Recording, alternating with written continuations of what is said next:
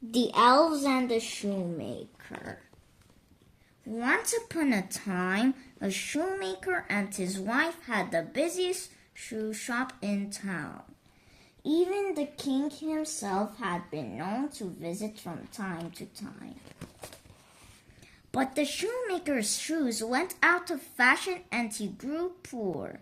One evening, he only had enough leather left to make one more pair. I'll sew this together in the morning. He said to his wife. Once these shoes are made and sold, who knows what will happen to us? And they went to bed. Next morning, the shoemaker was amazed to see a pair of shoes quite finished on his bench. He blinked in surprise and called for his wife. The shoes were so neatly made that the stitches could barely be seen. The shoemaker put the shoes in the window and opened up. He didn't have long to wait before a customer came in to try the shoes on. The woman bought the shoes for a good price. The shoemaker couldn't believe his luck. Now he had the money to buy enough leather for 2 more pairs of shoes. That night, the shoemaker cut out the leather, ready to sew in the morning. But the next day, there were 2 pairs of shoes already made and every bit as fine as the pair before. There were customers waiting outside too. News had spread about the first beautiful pair of shoes. The 2 new pairs sold in seconds.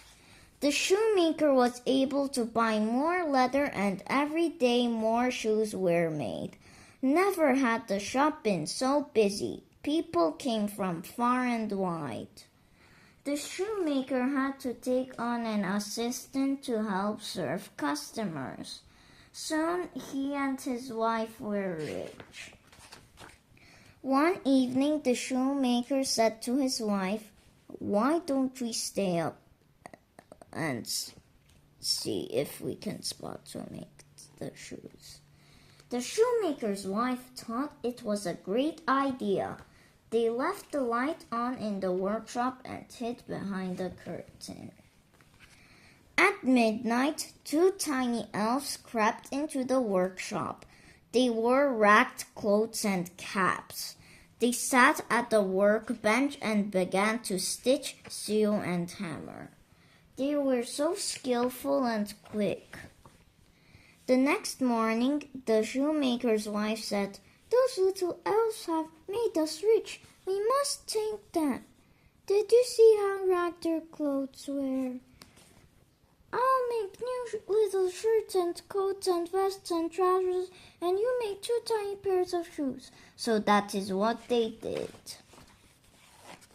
A few nights later, they laid their present on the workbench and hid the curtain. At midnight, the elves appeared. How happy they were to